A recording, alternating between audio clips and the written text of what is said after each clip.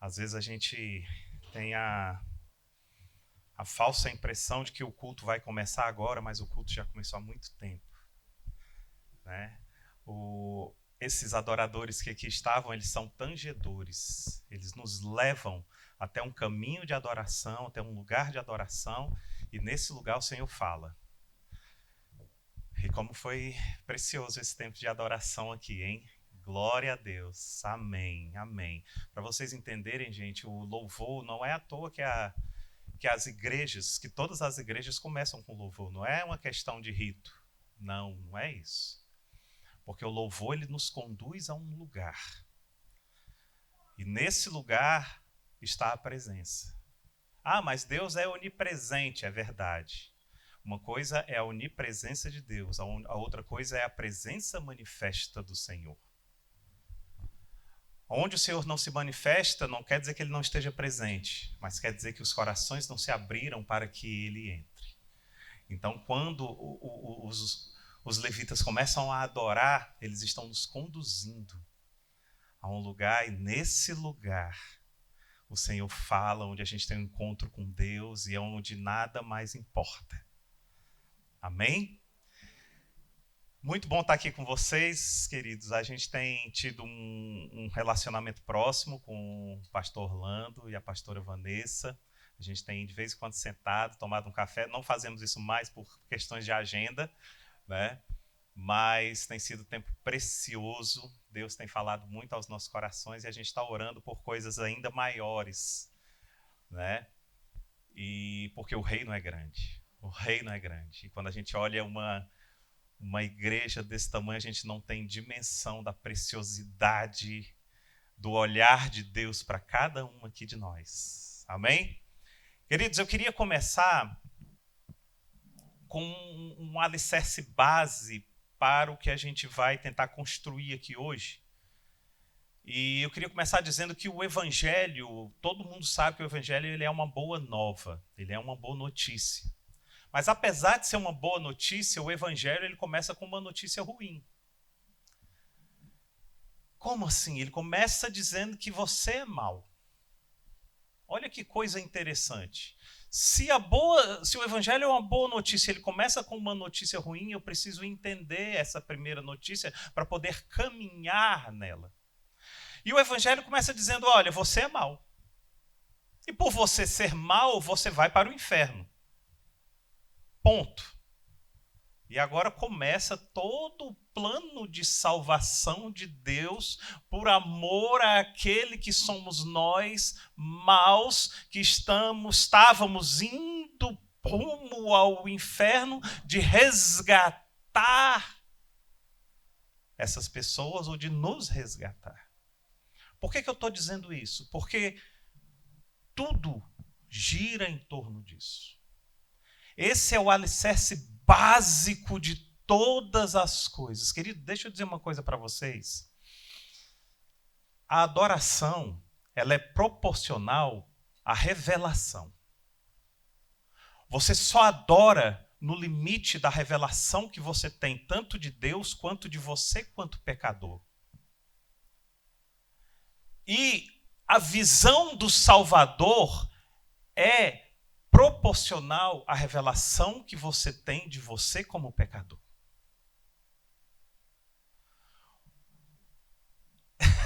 Nem sei se eu sei repetir, peraí. A adoração, ela é proporcional à sua revelação. A revelação que você tem de Deus. Presta atenção. Aquela mulher, Jesus está sentado à mesa. E quando Jesus está sentado à mesa, estão sentados com eles fariseus, discípulos, e todos comendo com Jesus, todos muito bem, mas somente uma mulher teve a revelação profunda de quem Jesus era. Percebem? E quando você tem a revelação de quem Jesus e de quem eu sou, você quebra o seu vaso. E essa música aqui foi preparatório para nos levar para esse lugar. Então você só vai quebrar o seu vaso e você só vai se tornar um verdadeiro adorador quando você tiver a revelação de quem Deus realmente é e a revelação de quem você é. E não somos mais do que pecadores, nada mais do que isso. Mas nessa construção, nós começamos a nos ver como filhos amados. Transformados pelo sangue de Cristo que foi derramado na cruz. Amém? Isso é só a introdução para a gente começar a entrar. Por quê? Porque sem essa base, queridos, sem essa base a gente não consegue avançar. Eu costumo dizer lá na casa de oração que é mais ou menos assim. Imagine que você está com um monte de sacola, final de ano, você fez as suas compras de Natal, você comprou presente para toda a família, você vai atravessando a avenida com as suas sacolas para ir até o seu carro. E quando você está atravessando a rua, de repente você ouve o barulho de uma sirene. Aquele barulho te chama a atenção. De repente aquela sirene vai aumentando, o barulho vai aumentando, você olha, é uma ambulância. Você quer atravessar a rua e a ambulância está vindo. O que você faz? Você recua para deixar a ambulância passar. E aí o que você pensa? Como bom cidadão, você pensa assim, tomara que essa ambulância chegue no ponto certo, no local certo, para pegar a pessoa a tempo. Não é assim que a gente pensa? Ok. Tem muito cristão pensando assim. Mas eu quero trazer para você uma nova perspectiva da ambulância. Imagine que você está atravessando a rua, de repente vem um carro, te atropela e você está no meio da rua, desfalecendo. Ossos quebrados, dores enormes, você lutando para permanecer acordado, de repente você ouve o barulho de uma ambulância. E nesse barulho da ambulância você começa a lutar contra você mesmo para se manter ainda com a sã consciência. Você ouve que o barulho da ambulância está crescendo, está aumentando. E de repente a ambulância chega perto de você. Você reúne as suas últimas forças e diz: ei, sou eu, não passa não, sou eu. E a ambulância chega, pega você e leva você. Essa ambulância é Jesus. Essa ambulância é Jesus que passa pelas nossas vidas, dizendo: ei, você já teve a revelação de quão pecador você é? Aí você dá um passo para trás e diz: pode pegar, Senhor. Pega aqueles que são mais pecadores do que eu. Mas quando chega aquele que diz assim: Senhor, não passe de mim. Sou eu. Eu sou o pecador.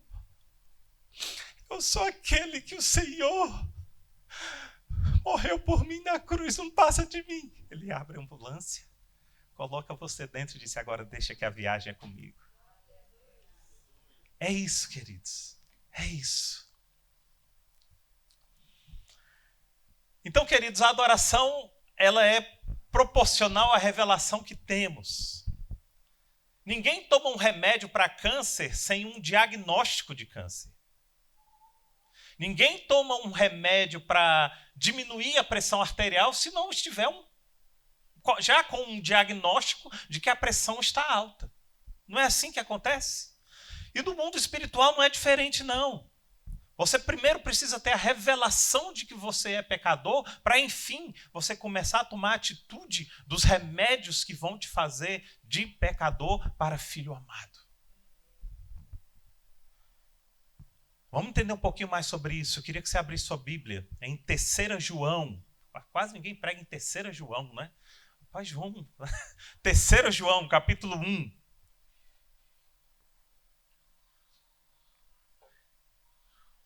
Quando eu era recém-convertido, que o pastor falava: abra a sua Bíblia em Mateus, eu adorava. Abra a sua Bíblia em Gênesis, eu adorava. Quando ele falava: abra a sua Bíblia em Sofonias, abra a sua Bíblia em Abacuque, eu dizia: meu Deus. Passava meia hora, o culto acabando e eu lá, meu Deus, Sofonias. Até que eu comprei aquela Bíbliazinha que tem as orelhinhas, né? Aí ficou uma maravilha. 3 João, capítulo 1. O presbítero, ao amado Gaio, a quem amo na verdade. Amado, oro para que você tenha boa saúde e tudo corra bem, assim como vai bem a sua alma. Muito me alegrarei ao receber a visita de alguns irmãos que falaram a respeito da sua fidelidade, de como você continua andando na verdade.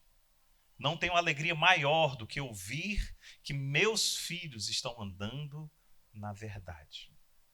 Amados, um dos temas mais em voga na atualidade é a questão da vida saudável. Olha, Instagram, eu não entro mais no Facebook, mas Facebook, tudo, você vai ver, está lá, vida saudável, o que você deve fazer para ter uma vida saudável, comer de forma equilibrada, exercícios físicos, beber muito líquido, dormir 8 horas por dia, são as dicas que a gente já está cansado de saber. Não é assim? Aí a gente já conhece a vida saudável, daí a conhecer e daí a praticar a vida saudável é uma outra dimensão. Mas todos nós já temos total consciência de que a vida saudável é importante para a gente. Você não vai mais no nutricionista para ouvir novidade. Você vai para reforçar, né, o seu comportamento. Geralmente é assim. Então acontece que existe a vida saudável física, existe a vida saudável mental, mas também existe a vida saudável espiritual.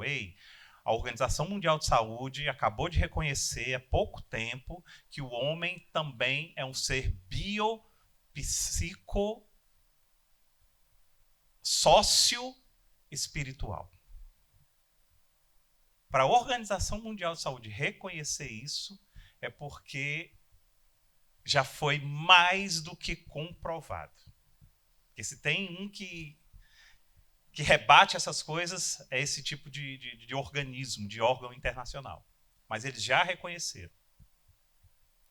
Então, querido, primeiro vieram os educadores físicos, né? Focaram no físico da gente, combateram a obesidade, combateram os maus hábitos, o sedentarismo, combateram a má alimentação.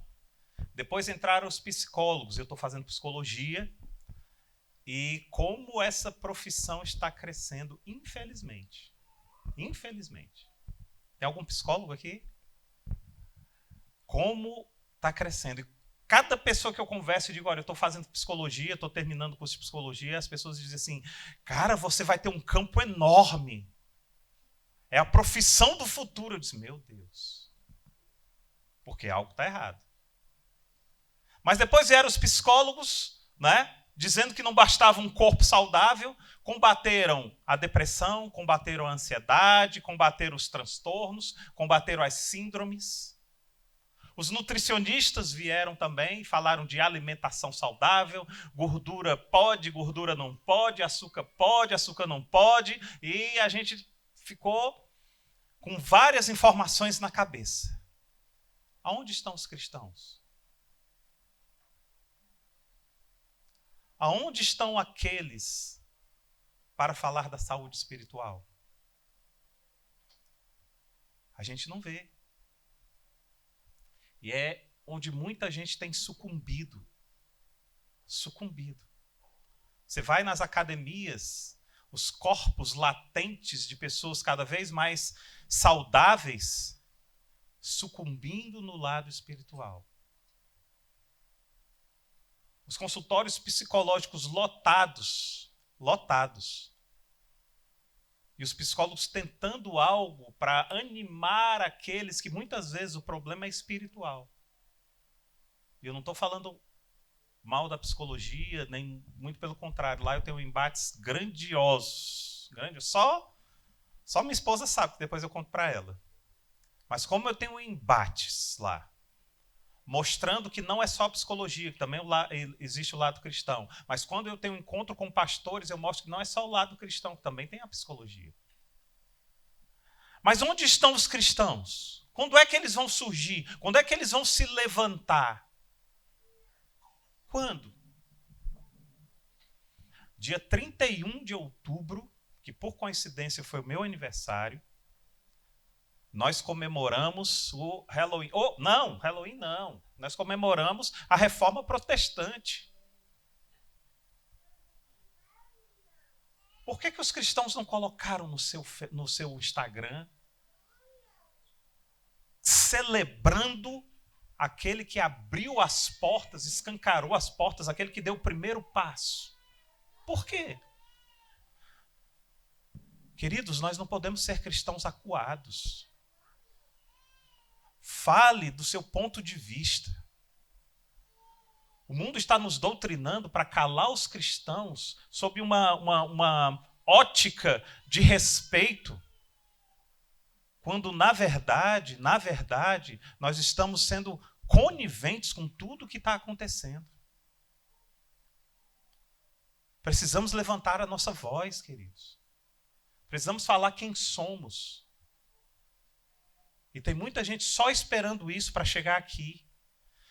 Tem muita gente só esperando você falar quem você é em Cristo para ocupar essas cadeiras. Muita gente.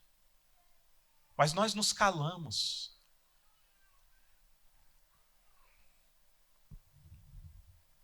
E falando de vida saudável, eu quero propor aqui algumas dicas para que você tenha vida saudável em Deus. Para que você tenha uma vida cristã saudável. Dicas que também não são novidades, não pense que eu vou falar aqui uma grande novidade, assim como os educadores físicos, assim como os nutricionistas e os psicólogos, mas dicas que vão corroborar e fazer você ter uma autoanálise se você está praticando ou não a vida saudável em Cristo. E a primeira dica é: domine os seus pensamentos. Uau! É possível sim.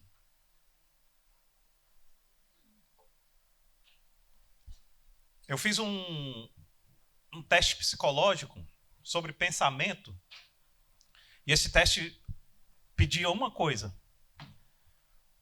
você ativar o cronômetro 1 minuto e você não pensar em nada durante 1 minuto. Nossa, eu pensei em 1000 coisas em 1 minuto. Aí, faça de novo, fiz de novo, pensei em 1000 coisas. E aí a pessoa que estava aplicando o teste disse: você deve ter... Você não passou no teste, né? Eu disse: não passei não. Eu disse: pois é, ninguém passa. Nós não dominamos a sua mente. Nós não dominamos a nossa mente. Mas o fato é que se houver treinamento, nós conseguimos dominar a nossa mente. Conseguimos. Muita gente pensa que é impossível, mas isso não é verdade. Em Filipenses 4:8, Paulo nos adverte a ocupar nossas mentes com coisas saudáveis. Olha o que Paulo diz. Paulo diz assim: finalmente, irmãos, tudo que é verdadeiro, tudo que é respeitável, tudo que é justo, tudo que é puro, tudo que é amável, tudo que é de boa forma, se alguma virtude há e se algum louvor existe, seja isso que ocupe o vosso pensamento. O que Paulo está dizendo para a gente é o seguinte: ei, o seu pensamento ele é uma caixa que ela está cheia de alguma coisa. Então ocupe essa caixa com coisas que importam. A partir disso, isso tem uns 6 meses mais ou menos, a partir daquele momento que eu fiz aquele teste, eu disse: eu vou aprender a dominar a minha mente. Queridos, eu já melhorei muito, já tive bons avanços em 6 meses. Preciso melhorar mais.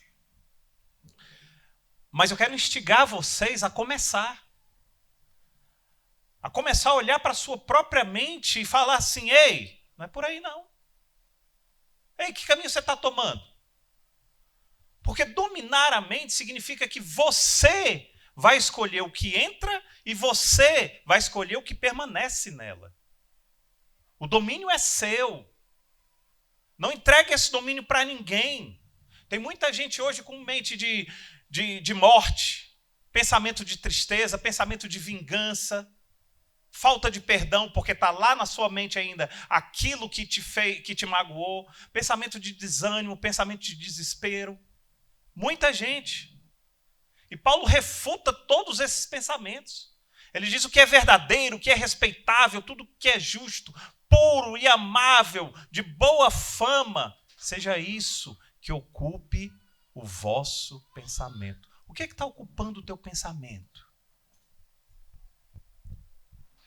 O que você tem deixado entrar nos seus pensamentos? O que você tem permitido que permaneça nele? Nós precisamos aprender a combater a nossa própria mente. E isso está muito claro, queridos. Lá no Salmo 42, o salmista diz assim: por que estás abatido, ó minha alma? Por que te perturbas dentro de mim? Espera em Deus. É muito claro que o salmista está tendo um embate com a mente dele. Abre o Salmo 42, vamos olhar melhor o Salmo 42. Você vai ver que o salmista está tendo exatamente essa luta. Algo entrou na mente dele e o salmista está dizendo assim: ei, não, aqui agora a gente vai começar uma luta. Verso 5. Versos 5 e 6. Por que estás abatido, ó minha alma? Por que te perturbas dentro de mim? Espere em Deus, pois ainda o louvarei. A Ele meu auxílio e Deus meu. Sinto abatida dentro de mim a minha alma. Olha só como é que ele está se sentindo. Aí o que é que ele faz? Lembro-me, portanto, de ti, nas terras do Jordão e no Monte Hermon, e no outeiro de Mizar. Ele não só está combatendo a mente, como ele nos dá a receita de como combater a mente. Ele diz: olha, a minha mente está abatida, a minha mente está extremamente aqui ansiosa, mas aí eu me lembro de Deus, eu me lembro das maravilhas que Deus fez no monte, eu me lembro das coisas que Deus já executou diante do seu povo, e eu acalmo a minha mente. Mas a reflexão surge é essa: não deixe ser você um refém da sua mente. Se você nunca pensou nisso, está aí uma novidade. Mas se você já pensou nisso, comece a colocar em prática. Domine os seus pensamentos. Lute com eles. E você vai ver um crescimento espiritual absurdo. Deixa eu dizer uma coisa para vocês, queridos. Eu vou falar aqui mais na frente. A psicologia descobriu isso. A psicologia descobriu isso e eles estão adotando isso. Ou seja, eles estão retirando da Bíblia algo interessante, estão adotando isso. Se você for estudar, existe uma nova vertente da psicologia chamada psicologia positiva, que ela não trabalha mais só a psicopatologia, mas ela trabalha os pontos fortes do ser humano. Por quê? Olha que coisa interessante. E aí, quando eu estou numa sala dessa, que eu olho uma aula dessa, eu levanto a mão e digo: professor, isso está na Bíblia. E o professor falando: isso é coisa nova, gente, isso é novidade, olha só, psicologia positiva. Então eles não focam mais no problema. Por exemplo, você está com uma certa depressão, mas em compensação você é um ótimo músico. Aí eles dizem assim: cara, então vamos focar no músico que você é, vamos falar da música e tal. Você começa a crescer e esquecer a depressão, porque aquilo que você foca cresce em você.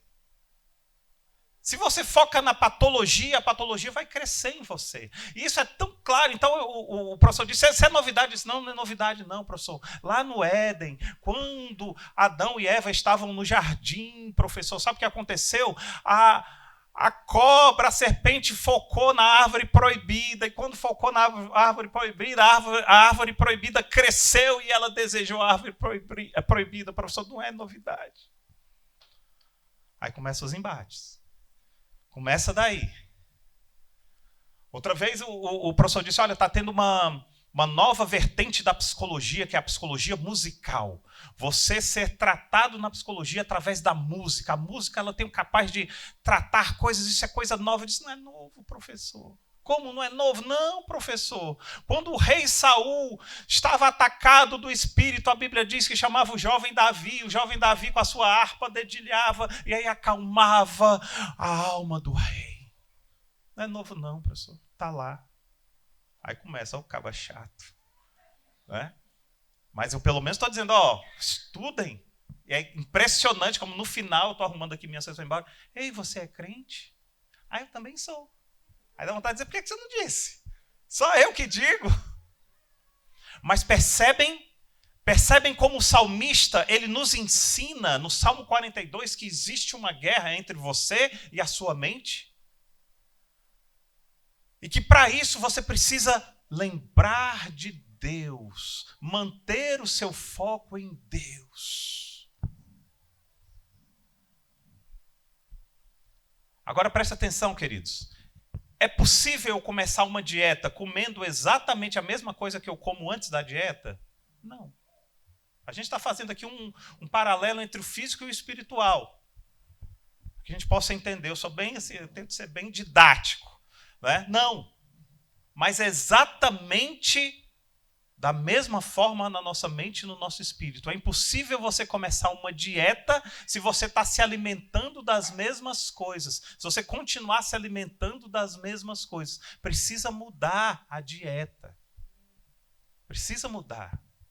Então, a primeira dica é domine os seus pensamentos. A segunda dica, domine seus olhos. Domine seus olhos. Os olhos são a porta de entrada para a mente. Lucas 11:34, Jesus disse, são os teus olhos a lâmpada do teu corpo. Se os teus olhos forem bons, todo o seu corpo será luminoso. Mas se forem maus, o teu corpo ficará em trevas. Os nossos olhos nos levam a lugares perigosos. Os nossos olhos nos levam a lugares rapidamente em segundos. Não é à toa que os marqueteiros de plantão colocaram pop-ups nos computadores. Ou você nunca pensou nisso? Os pop-ups, eles têm uma única função, levar os seus olhos para aquele lugar. Então você está aqui, você não está nem pensando, de repente, um pop-up, ferro novo em promoção nas casas pernambucanas. Nem tem mais casas pernambucanas. Preciso atualizar a minha... Americanas tem. Casas americanas, ferro novo em promoção na casa americana. Você olha, você... o ferro aqui de casa está... Olha, você não estava nem pensando nisso. O ferro daqui de casa está precisando de um ferro novo. Aí você clica ali. Peça pela própria internet. Não precisa nem sair da cadeira. Não precisa nem se levantar. Amor, comprei um ferro novo. Foi, né? A gente estava... Muito bem, amor. Agora presta atenção do lado espiritual. Muitas vezes você não está pensando em nada, mas vem um pop-up, e eu não estou falando mais de computador, estou indo além. Vem um pop-up e você se desvia e de repente você já está nesse lugar. Muito cuidado com os teus olhos, queridos. Muito cuidado. O inimigo ele usa pop-ups, sabe? Para tirar a sua atenção, para tirar o teu foco. Foi assim no Éden. Eva estava lá no seu computador, e aí o inimigo disse, ei, foca na árvore proibida. E ele não mudou muito as atitudes dele, não. Até hoje ele usa esses pop-ups para nós. E a gente tem ido para esses lugares que não devemos ir. Tenha muito cuidado, querido. Muito cuidado. E quando você tem esse discernimento, que você começa a levar seus olhos para um lado, você diz, epa, esse pop-up aí eu não quero. Deleta. Amém? Terceira dica. Controle seus ouvidos. O que você tem ouvido? Ou mais profundo do que isso. O que ou a quem você tem dado ouvidos? Bem-aventurados são os que ouvem a palavra de Deus e a guardam. Guardam aonde? Existem duas passagens bíblicas que falam claramente ao meu coração com relação a ouvidos, querido. Duas.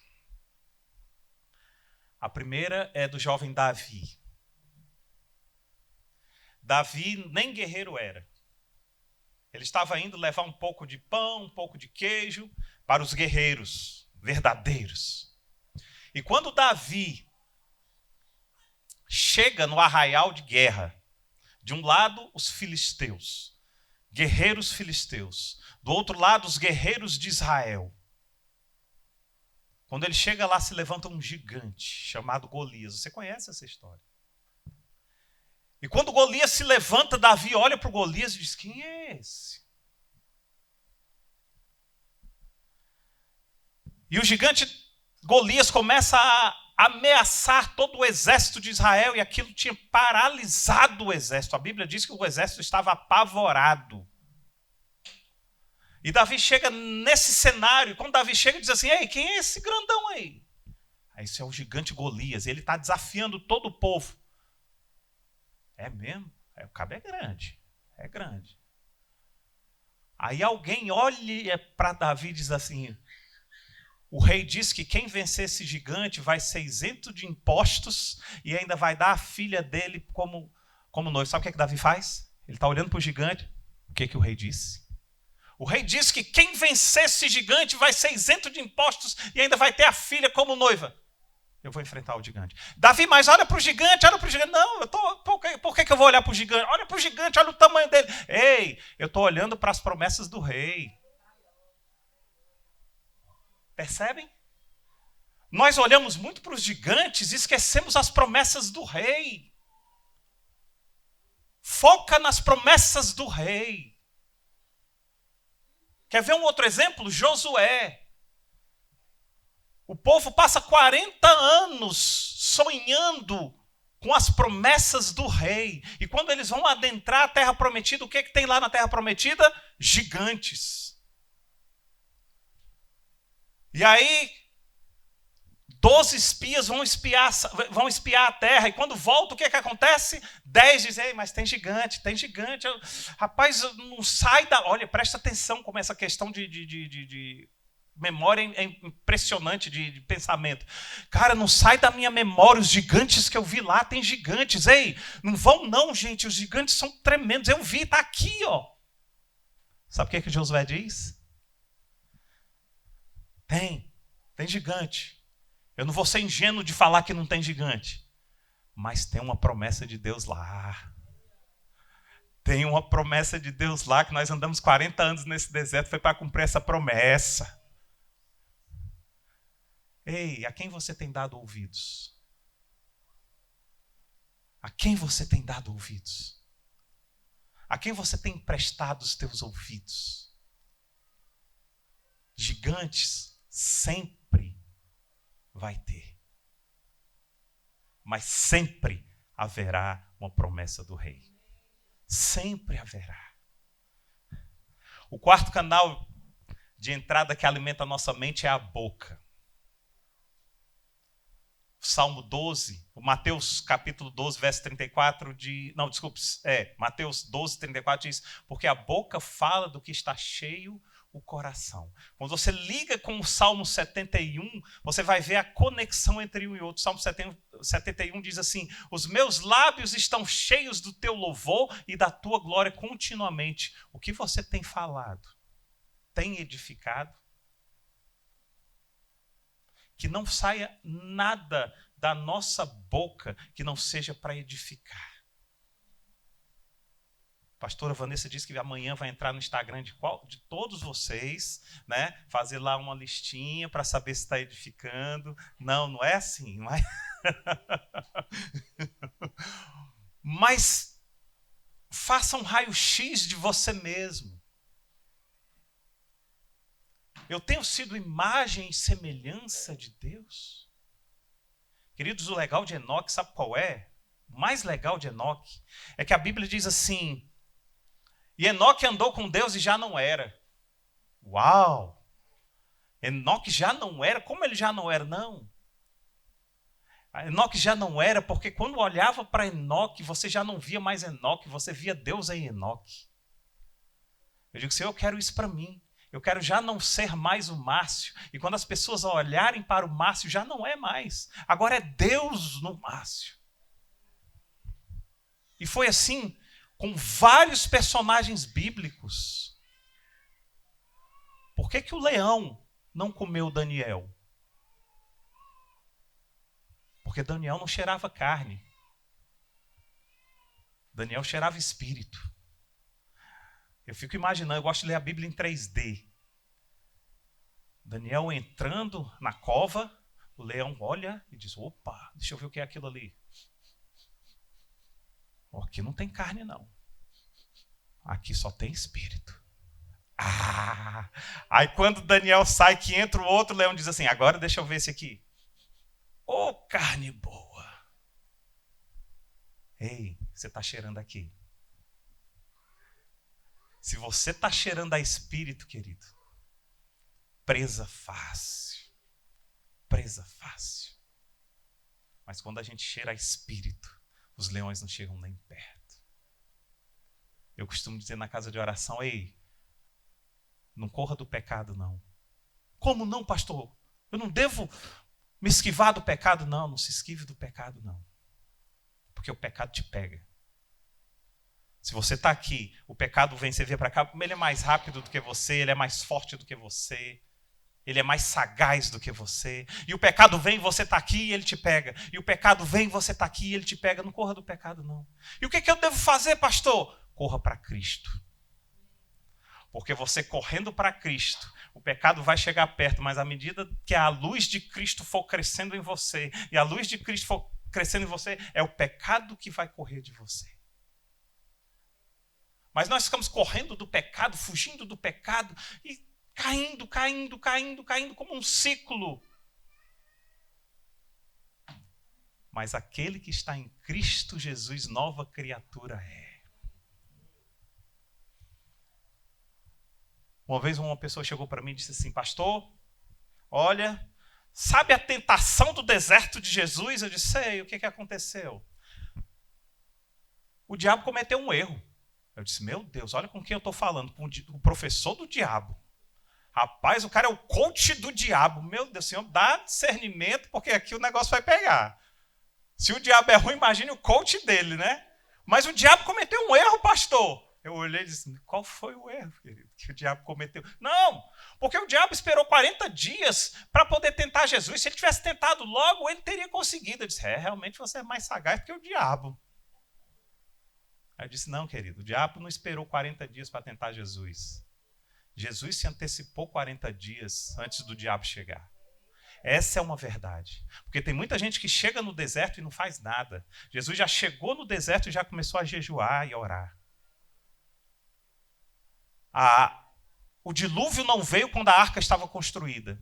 A arca estava construída quando o dilúvio veio. Portanto, construa a sua arca, não fique esperando, não. Deus não vai esperar você construir a sua arca para mandar o dilúvio. Agora o dilúvio vem. O certo é saber se a sua arca estará ou não construída. O diabo vem. O que importa saber é se você estará ou não em jejum e oração preparado para os ataques dele. Aí ele olhou para mim e disse, aí saiu. Disse, glória a Deus. Afasta-te de mim. Mas é assim.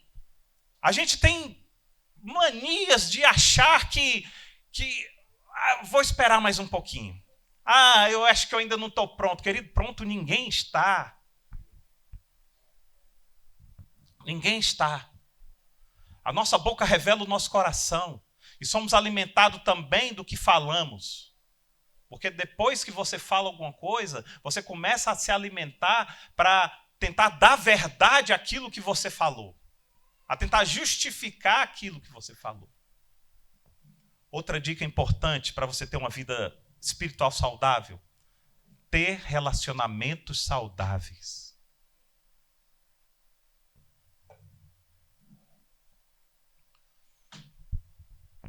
Filósofos antigos já diziam que o homem é fruto do meio. Você já deve ter ouvido falar isso. Depois surgiram frases populares como diga-me com quem tu andas e eu te direi quem tu és. Depois veio um americano chamado Jim Rohn, que ele disse, nós somos a média das 5 pessoas com quem mais nós convivemos. Tudo verdade. Quando eu casei, eu não tomava café. Eu tomava café 1 xícara a cada 6 meses. Minha esposa toma todo dia, hoje eu tomo todo dia. Engraçado, né? Eu estava pensando nisso esses dias, eu disse, meu Deus, como eu estou parecido com a minha esposa. Eu acordo e já vou fazer o café. Eu já faço logo o cafezinho. Mas nós somos a média das 5 pessoas com quem mais nós convivemos. Mas o que pouca gente sabe é que todas essas frases, elas são reflexos do que fala a Bíblia. Por isso esse Jim Rohn fez tanto sucesso com essa frase dele. Por quê? Porque citou a Bíblia. 1 Coríntios 15, 33 diz assim, não se deixe enganar, as más companhias corrompem os bons costumes. Provérbios 13, 20 diz, o que anda com os sábios será sábio, mas o companheiro dos insensatos se tornará mau. O Salmo 1 diz, bem-aventurado o homem que não anda segundo o conselho dos ímpios, não se detém no caminho dos pecadores, nem se assenta na roda dos escarnecedores. Sabe o que é isso? Relacionamento. Quantos coaches estão ganhando dinheiro hoje citando a Bíblia em outras palavras? Em outras palavras. Eu acho que em 2002 eu fiz um curso chamado Dale Carnegie. Não sei se vocês conhecem, é um curso multinacional, é caríssimo esse curso. Acho que ainda tem, né, talvez. E fiz esse curso, a empresa pagou para fazer o curso, e lá no curso eles falavam que você deveria viver num ambiente hermeticamente fechado. O que é isso? Aí eles falavam, olha, você deve viver um dia de cada vez. Hoje você constrói, amanhã você constrói, depois de amanhã você constrói, daqui a pouco você continua construindo e já está recebendo aquilo que você construiu lá no passado, um dia de cada vez. Aí eles vêm com aqueles jargões maravilhosos, né? Porque o ontem é passado, o amanhã é futuro, mas o hoje é presente. Aquele negócio, né? E tal, e no final do curso, não era só isso, esse era um módulo, né, do curso. Você tinha que viver, e tal, alguém quer falar alguma coisa? Eu levantei a mão. Você quer falar o quê? Eu disse, está tudo isso na Bíblia. Muito boa palestra, parabéns e tudo, mas tudo isso está na Bíblia, ainda fui mais, eu acho que, né? Está tudo isso na Bíblia de graça. Não andeis ansiosos para o dia de amanhã, olhai os lírios dos campos, eles não tecem nem fiam. Entretanto, nem Salomão, em toda a sua glória, se vestiu como um deles. Aí eles olharam, realmente, está na Bíblia. Está na Bíblia, querido. Não precisa mais do que isso. Está na Bíblia. Agora, como é que estão as tuas companhias? Com quem você tem se relacionado? Se é uma verdade o que diz a própria Bíblia, o que anda com o sábio será sábio. Olha o que Jim Rohn disse. Ele disse que nós somos a média das 5 pessoas que a gente mais convive, certo? Olha o que a Bíblia diz. O que anda com os sábios será sábio. O que anda com quem toma café, vai tomar café. Mas o companheiro dos insensatos se tornará mau. Ele está dizendo, você vai ser transformado pelas pessoas que você anda. Cuidado. Amados, não estou falando de time de futebol, mas leões andam com leões. Já fez assim. Leões andam com leões. Se você é um filho amado, ande com filhos amados. Porque o objetivo é um só. Meu filho cresceu. Está com 23 anos. Está no tempo de arrumar uma namorada. E eu chego para ele e digo assim, filho, só não vá buscar sua herança no Egito. A única coisa que eu lhe peço, filho, não vá buscar sua herança no Egito. A sua herança, filho, não está no Egito. Aí ele, tá, pai. Pode deixar, pai. Sabe por quê? Porque cristão anda com cristão. Pastor, mas Jesus, ele sentava junto com os escarnecedores, ele conversava, ele ia para o meio dos fariseus e tudo, para influenciar. Se for para influenciar, vá, meu filho. Peça a oração da sua igreja e vá. Aí você deve ir. Mas se for para ser influenciado, uau. Se for para se tornar como um deles, fique em casa.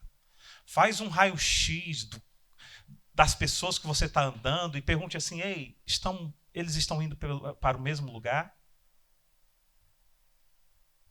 que eu quero ir? Se não tiverem, abre mão disso.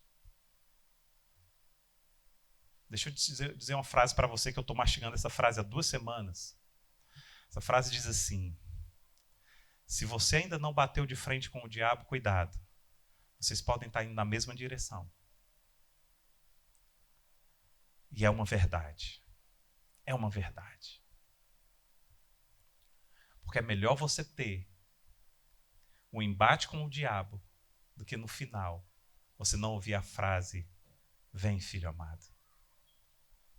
É muito melhor. É melhor você ter um embate com o diabo nesse mundo, nessa vida, e manter a vida eterna com Deus, do que você ser amiguinho do diabo, uma vida maravilhosa aqui, e quando chegar lá, aparta-te de mim, porque não vos conheço. Uau! Uau! Os bons relacionamentos, eles nascem de caminhar juntos e de sentar à mesa. Sente à mesa com cristãos. Sente à mesa com os irmãos. Comunguem entre vocês. Congreguem entre vocês. Não tente caminhar só. Quem aqui nunca ligou a TV para entrar naquela caixa do vazio, né? Como diz o pastor Cláudio Duarte, né? Você não quer fazer nada, quer ficar na caixa do vazio. Aí ligou, estava passando o Animal Planet. Aí você diz, eu vou assistir isso aqui. Afinal, né? Não diz nada. Assistindo Animal Planet, aí a caça dos leões aos gnus. Tem nada a ver com a gente, mas a gente assiste aquelas coisas, né? Quem nunca assistiu isso pode atirar a primeira pedra. Aí você está vendo os leões caçando os gnus, aí os gnus ficam correndo. Quando um se desgarra, o leão diz, é aquele. Pá! Ei, quando eu vejo isso, eu digo, ô diabo sagaz. Só esperando o irmão desgarrar. Só esperando o irmão sair. Esperando o irmão dizer assim, ei, eu consigo caminhar junto, eu consigo caminhar separado. Aí o diabo vai lá e pá, pega. Faça isso, querido. Sentar à mesa. Tem muita gente, presta atenção nisso. Tem muita gente que pensa que o maior local de intimidade é a cama. Não é a cama. O maior local de intimidade é a mesa. Porque na cama você consegue entrar e sair sem dar uma palavra. Na mesa fica claro. Apocalipse 3:20 deixa claríssimo que a mesa é muito mais íntima do que a cama. Jesus diz assim, na verdade Deus diz assim, eis que estou à porta e bato. Aquele que ouvir a minha voz e abrir a porta, eu entrarei e cearei com ele. O que ele está dizendo é o seguinte, eu vou entrar na casa dessa pessoa e vou levar essa pessoa para o lugar mais íntimo que nós podemos ter, que é a mesa. E lá nós vamos partir o pão e nós vamos celebrar. Por isso, não deixe de frequentar as células do grupo de vocês. Não deixem de participar da igreja. Quando eu era da minha igreja antiga, eu e a Regina fomos morar em Salvador. Nessa época, passamos 1 ano e meio, 2 anos em Salvador. Quando voltamos para a mesma igreja e eu cheguei para o pastor lá e disse, arruma um lugar para eu servir aí. Qualquer lugar. Quero servir. E aí ele arrumou para a gente um lugar numa biblioteca que tinha lá na época, nós servimos lá naquela época, foi um tempo precioso. Mas, ei, você é parte do reino. Você quer fazer parte da história de forma ativa ou de forma passiva? Quando você estiver contando para os seus filhos ou para os seus netos. E sabe que vocês têm uma ótima oportunidade, porque essa igreja está começando. Então vocês têm uma ótima oportunidade de falar, cara, meu filhão, olha só, deixa eu te contar, eu fui para uma igreja, a igreja estava começando, era aconchegante, aí a gente começou a fazer isso e foi crescendo, e os netinhos vão, foi mesmo, vovô? Foi mesmo, papai? Basta de você ter a experiência dos outros. Ei, começa a catalogar suas próprias experiências. Durante muito tempo como cristão, eu vivia das experiências dos outros, sabe? Eu vivia da experiência de Davi, eu vivia da experiência de Salomão, eu vivia da experiência de Paulo. Lindo, maravilhoso, querido. Mas um dia Deus disse, ei, basta. Agora eu quero ouvir as tuas experiências. Quais são? Ei, quais são? Quais são os milagres que você tem catalogado na sua vida? Está na hora da gente passar por isso.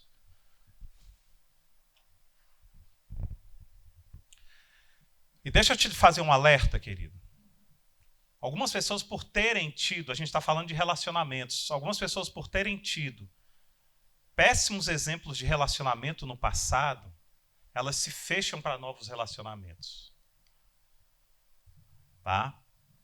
E elas começam a absorver no subconsciente a seguinte frase: é melhor estar sozinho do que mal acompanhado. Isso é uma verdade. Mas existe essa frase, ela é incompleta. É melhor estar sozinho. Eu quero completar essa frase para você.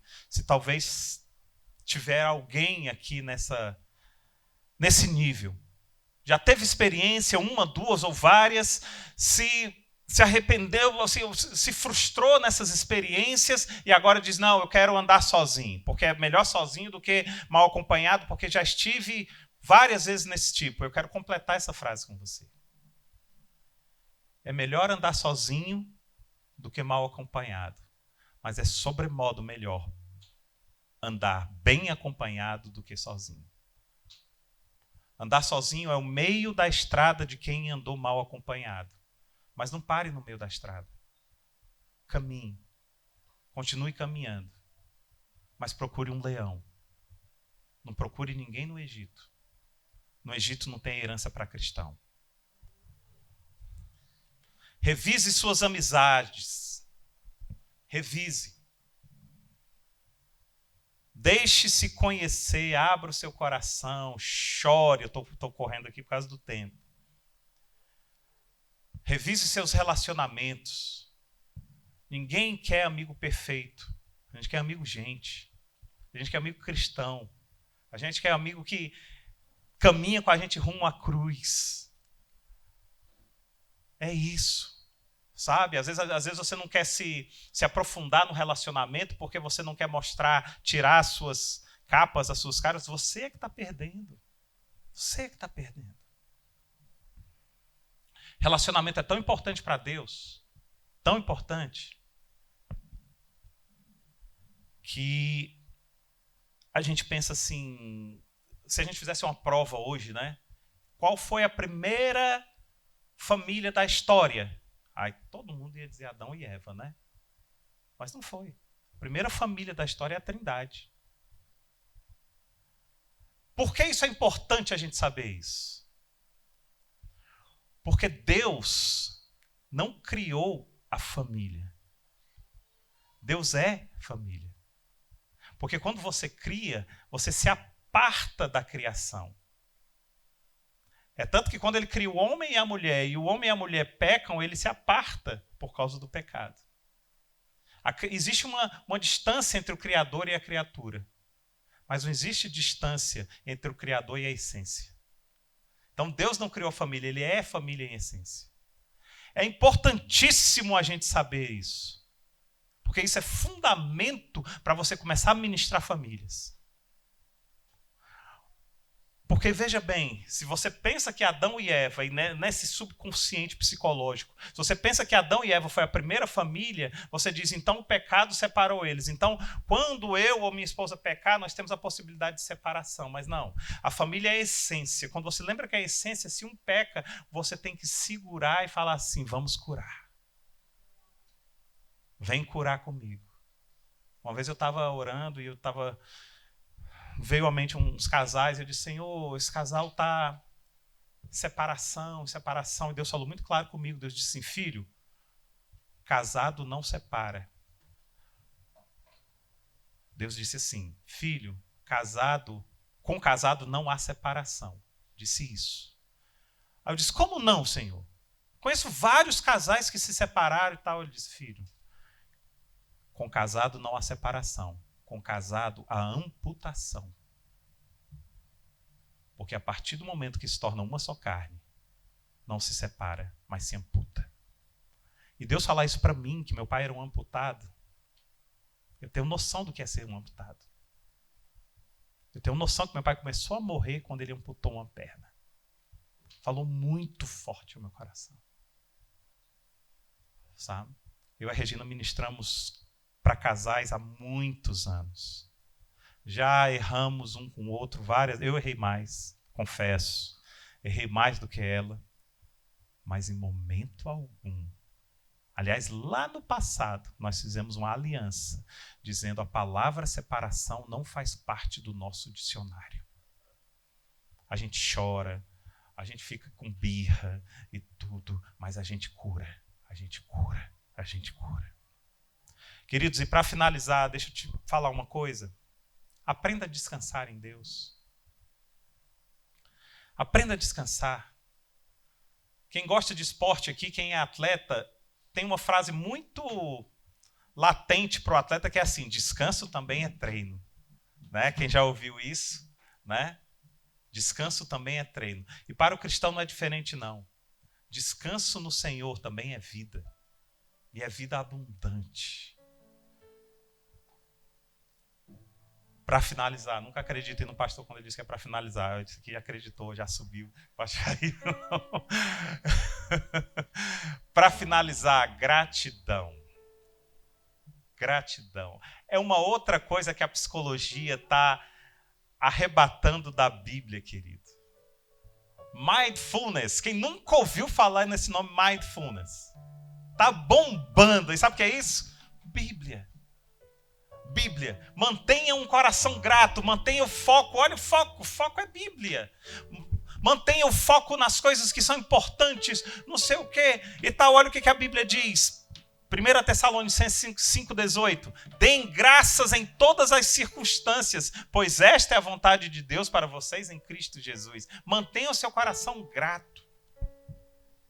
E era isso que diferenciava Jesus. Uma das coisas, né? Deixa eu dizer uma coisa para vocês e agora eu já vou finalizar. A gente tem a cultura de achar que Jesus foi um coitadinho, que desceu do céu, se fez carne, amou a gente e acabou numa cruz. Sabe, eu ouso dizer, e que Deus me fulmine nesse momento se eu estiver errado, que quando Deus mandou Jesus, ele disse assim: filho, vá. Mas você sabe que você é herdeiro, né, filho? O que você precisar, filho, você tem acesso. O que você precisar, filho, você pode contar. Se for dinheiro, pode contar. O que você precisar, você pode contar, porque você é herdeiro, filho. Jesus veio. E aí a gente pensa, Jesus foi pobre. Quem disse? Um dos motivos que fazia com que os israelitas sonhassem com a volta do Messias era para que eles fossem libertos do imposto romano, que o imposto romano era altíssimo. E eles não pagavam imposto como a gente paga hoje, não, diluído nas coisas. Eles pegavam um imposto só e davam aquele imposto. Então era muito dinheiro. E aí Pedro diz para ele: é lícito pagar imposto? Ele diz: Pedro, vai ali na boca de um peixe, pega o peixe. Primeiro peixe que você pegar, Pedro, vai ter dinheiro suficiente para pagar o meu imposto e o seu imposto. Ele era rico. Jesus era rico, a gente aqui não percebe. Provisão, Jesus tinha provisão? Tinha provisão. Quem aqui já deu uma festa em casa? Quantas pessoas foram convidadas? 50, 100, 150? Jesus estava no monte. E aí os discípulos: Senhor, libera esse povo, eles precisam comer. Jesus: dai voz de comer. Não, Senhor. Se nós ganhássemos aqui 300 denários, não ia ser capaz de alimentar esse povo aí. Jesus alimenta 5.000 homens, fora mulheres e crianças. Ele tinha provisão. Mas Jesus também tinha um exército tremendo. Não, pastor, aí o senhor já viajou na maionese, porque a Bíblia diz que ele só tinha 12 apóstolos. Não, querido, ele tinha um exército. Quando Judas vem, beija a face de Jesus e vão prendê-lo, e aí Pedro pega a espada e corta a orelha de Malco, Jesus fala uma frase para ele que pouca gente dá atenção à frase. Jesus disse assim para Pedro: Pedro,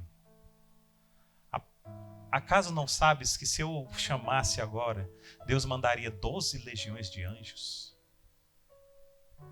Queridos, uma legião de soldado romano da época era de 4 a 6 mil soldados. De 4 mil a 6 mil soldados, para ser considerado uma legião. Então, quando Roma conquistava um local, ela mandava 10 legiões. Então, ela mandava 60 mil soldados para o local. Quando ela ia para a guerra, ela mandava 100 legiões. Era assim. Por isso que quando ele vai libertar o endemoniado, ele diz, como é o teu nome? Ele diz, é legião. Por aí você tira quantos demônios tinha. É de 4 mil a 6 mil. Jesus está falando, eu não mandaria 12 legiões de anjos. No mínimo 60 mil anjos. Lembrando que um só anjo matou 180 mil guerreiros assírios, né? Filisteus. 160 mil. Mas Jesus tinha uma característica. Jesus partiu o pão. Sendo o dono de todo o banquete, ele partiu o pão e dava graças e dizia, Senhor, te dou graças por esse pão. Senhor, obrigado.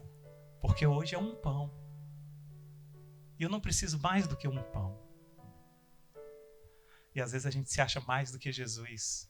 Porque às vezes a gente tem o arroz, tem o feijão e tem a carne na mesa e a gente fica dizendo, é só isso.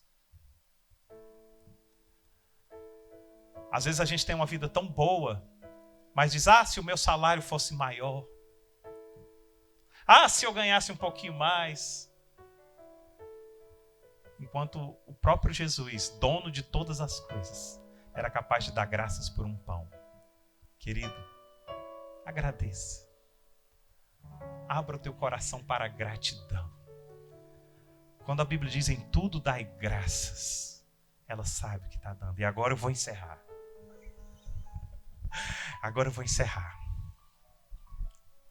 Algo que eu estou mastigando também há um tempo. Eu quero passar essa chave para vocês. Amados, toda adoração gera um aroma que sobe para os céus. E existem vários tipos de adoração. Então existem vários aromas. Quem gosta aqui de perfume sabe. Tem perfume tal, perfume tal, perfume tal. Cada adoração gera um aroma para Deus. Quando você está feliz, que você adora, sobe um aroma para Deus. Quando você conquistou algo, passou num vestibular, um novo emprego que você adora, gera um aroma para Deus. Mas deixa eu te dizer uma coisa. Existe um aroma que nós só vamos ter a oportunidade de gerar para Deus aqui na terra. Só existe um aroma que se você não gerar esse aroma aqui, você jamais vai conseguir gerar ele nos céus. É o aroma da adoração em meio à tribulação. Por isso Jó foi o que foi. Porque Jó levantou o aroma da adoração em meio à tribulação. E eu ouso dizer que esse é um dos aromas preferidos do Abba. Preferidos. Então, querido, se você está sofrendo, adore. Você vai levantar um aroma para os céus, que o Abba vai sentir e vai dizer, esse aroma eu conheço. E quando chegar no céu, você não vai ter mais a oportunidade de levantar esse aroma. Sabe por quê? Porque lá não haverá choro, não haverá ranger de dentes. Então, a grande oportunidade, se você é um adorador, se você é um discípulo que quer agradar o Pai e não está com o coração em você, eis a oportunidade. Que o Senhor te abençoe, te guarde e que você seja um verdadeiro adorador que levante aromas maravilhosos para Deus.